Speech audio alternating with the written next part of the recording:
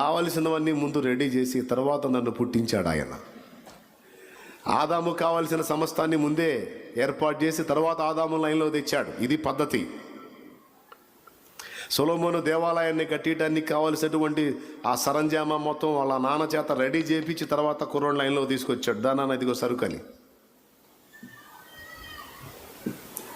అర్థమైందా? అహబురాజు సంస్థానంలోకి పోయి 3.5 సంవత్సరాలు ఆకాశం మంచు కానీ వర్షం కానీ పడదరా దరిద్రుడా, నువ్వు నీ భార్య దేవుని ప్రజల మొత్తాన్ని నాశనం చేసి జీవం గల దేవుని వైపు నుంచి పనికి మళ్ళీ బయలు వైపు తిప్పి భ్రష్టులను చేశారు కనుక నీ పాప ఫలితం ప్రజల మీదకి వచ్చింది. నీ మాట విన్నందుకు వాళ్ళ మీదకి వచ్చింది. మొత్తం కలిసి 3.5 ఏళ్ళు కరువు అనుభవిస్తారు అని గట్టిగా టకా 4 మాటలు మాట్లాడి పక్కకు వచ్చాడు. కరువు వచ్చిద్దని నేను అన్నాను. ఇప్పుడు నా కడుపు సంగతి ఏంది? ముందే రెడీ చేశాడు. ఏలియా వాని సముఖంలోకి వెళ్ళి నువ్వు ఇలా పలికావు, ఇప్పుడు వాడిని ఎతుకుతాడు. కరువు స్టార్ట్ అయిందంటే నిన్ను దేవుడు ఆడతాడు. వీడు పలికాడు, కరువు వచ్చిందని నిన్ను గాజేస్తాడు. నేను నీకు చూపించే స్థలం కెరీతు వాగు దగ్గరికి వెళ్ళి అక్కడ నేను చూపించే స్థలంలో దాగి ఉండు. నేను నీ కడుపు నింపడానికి కాకోలములతో మాట్లాడాను. కాకోలం అంటే కాకి. వాటితో మాట్లాడి వాటి సెలవు ఇచ్చాను, పో నీకు కావాల్సిన ఉదయ సంధ్యల ఆహారం అయ్యే తీసుకొస్తాయి పో. కాకులు రెడీ చేసి ఏలియాను పంపించాడు. సారేపత విధవరాలు కరెక్ట్గా గవిన్ దగ్గరకు వచ్చే టైము సెట్ చేసి ఏలియాను అక్కడికి పంపించాడు. ఓడలో నుంచి కరెక్ట్గా ఏ కిటికీ వైపు నుంచి యోనా పడుతున్నాడో ఆ వైపుకు తిమింగలాన్ని లైన్లో తీసుకొచ్చి పెట్టి యోనాను లోపల నుంచి బయటపడేటట్టు చేశాడు. కరెక్ట్గా గొల్లియాతుగాడు డైలాగులు విసిరే టైంలో దావీదు అక్కడికి వచ్చేటట్టు చేసి ముందు అక్కడ రంగం సిద్ధం చేసి హీరోని ఎంటర్ చేశాడనమాట. విలన్ వచ్చి ప్రగల్భాలు పలికే టైంలో హీరోని ఎంటర్ చేశాడనమాట.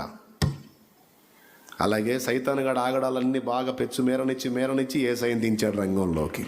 కాలము సంపూర్ణమైనప్పుడు ఆయన తన ప్రియ కుమారుని పంపి మనందరినీ విమోచించను.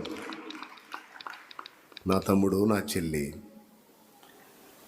నీకు కావాల్సిన సమస్తము ముందే రెడీ చేసి సిద్ధం చేసి ఆ తర్వాత అందులోకి తీసుకెళ్తాడు నిన్ను. ఎందుకు వర్రి? బాధ్యత గల తండ్రి అని గుర్తుపెట్టుకో దేవుణ్ణి.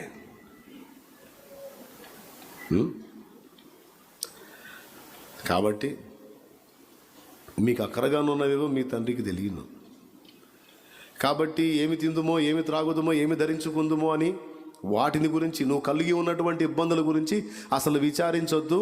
అది విచారిస్తే అన్యజనులు విచారిస్తారు. వాళ్ళకి నిజమైన దేవుడు తెలియదు, సత్యం ఎరగరు, నన్ను ఎరగరు. కాబట్టి వాళ్ళ ఆందోళన పడితే అర్థం ఉంది. కానీ నీవు నన్ను ఎరుగుదువు, నా సత్యం తెలుసు, నేనేందో నీకు తెలుసు. కాబట్టి నువ్వు దాని గురించి కాదు ఆలోచించాల్సింది, నా నీతిని, నా రాజ్యమును ఫస్ట్ వెదకు, పిదప అన్నీ నేను ఇస్తాను.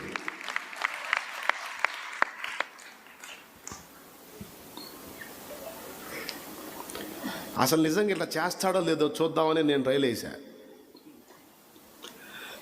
ఈ అప్పు గురించి అది ఇదని ఇవన్నీ చెబుతావేందిరా, నాకు వదిలేస్తారా బాబా, ఎన్ని వదిలేసి ఇప్పటిదాకా అనిపించావు ఆ చెర, ఇంకెందుకు నేను ఉన్నాగా, నమ్మకం ఉందా? ఉంది ప్రభా, వదిలేసి ఆత్మల రక్షణ మీద పెట్టే మనసు అంటే ఇంకా వదిలేసి ఆత్మల సంపాదన మీద పెట్టే మనసు. ఇటుపక్క నేను దేవుని కొరకు పని చేయటం ఎప్పుడైతే మొదలు పెట్టానో, ఒక ఆత్మ కొరకు భారంతో ప్రయాసపడటం మొదలు పెట్టానో, అన్ని సంవత్సరాలు నన్ను శోధించినటువంటి బంధకాలన్నీ ఒకటొకటిగా తెగిపోవటం మొదలుపెట్టాయి. కాబట్టి దేని మీద దృష్టి పెట్టాలో, దేన్ని సాధించాలో దాని మీద మైండ్ పెట్టాలండి. పిదప అన్నీ నీకు అనుగ్రహించబడతాయి. మీకు ఏది ఇష్టమో అడగండి, అది మీకు ఇస్తాను అన్నాడు. షరతులు వర్తిస్తాయి. దానికి ముందు ఏమన్నాడు? నా యందు మీరును, మీ యందు నా మాటలు నిలిచి ఉన్నట్ల మీకు ఏది ఇష్టమో అడగండి, నేను ఇస్తాను. నా నీతిని, రాజ్యమును మొదట వెతకండి, అది మీలో విస్తరించాలి, మీ నుండి ప్రజల్లోకి విస్తరించాలి.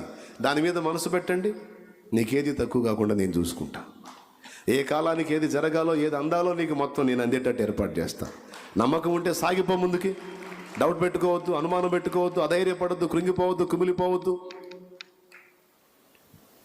అంటున్నాడు దేవుడు. మరి నిర్ణయం నీదే.